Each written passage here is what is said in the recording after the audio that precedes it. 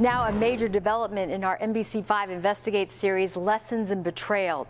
In May, our investigative team revealed a years-long pattern of grooming and sexual misconduct by several teachers at a local Chicago public high school. Tonight, we have obtained the results of CPS's own investigation into this abuse of students, a report that took them 3 years to complete. The report calls this a systemic problem and repeatedly cites NBC5's investigation as CPS calls for major new rules to better protect students from abusive teachers. Here's Bennett Haeberle. The nearly 300-page report, which took nearly 3 years to complete, substantiates sexual misconduct allegations against Dennis Cass, Charles Smith, Danny Pena, and Hans Kruger, all now former educators at Little Village Lawndale High School. Those findings come on top of 4 other staff members from the high school who the Inspector General previously found had engaged in misconduct.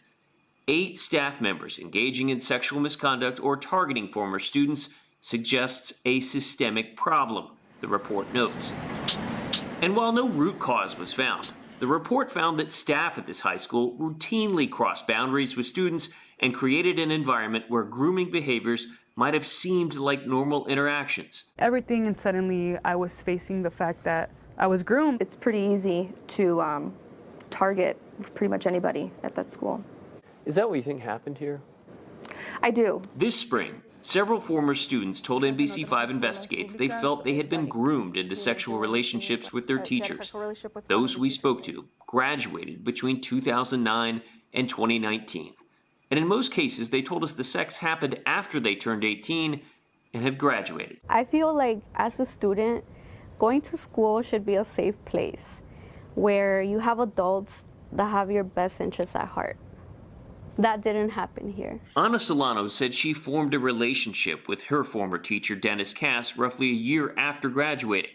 The report notes that Cass admitted he pursued sexual relationships with former students and had sexual conversations with others, but claimed it was entirely appropriate to do so because CPS never told him not to.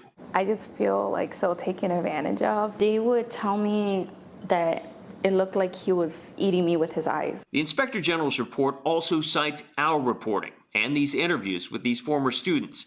This 2019 graduate we'll call Michelle alleges she had sex with former principal Charles Smith and that he asked for her number when she went to pick up her diploma. In his interview with investigators, Smith denies the allegations, denies he gave out his number or asked for hers.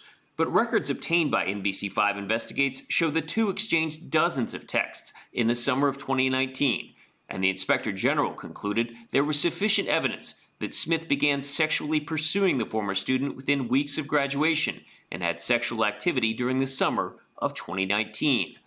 Those are just some of the findings in this 277-page report that these former students allege took too long to complete.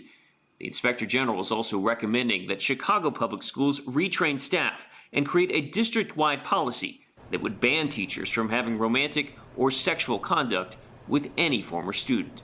Bennett Haeberle, NBC5 Investigates. NBC5 Investigates also reached out to all the teachers mentioned in the Inspector General's report, but have not heard back from them.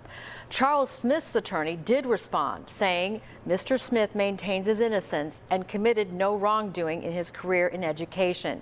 They will appeal the decision. A spokesperson for Chicago Public Schools sent us a statement tonight saying the district values the work of the Office of the Inspector General and takes all findings and recommendations seriously.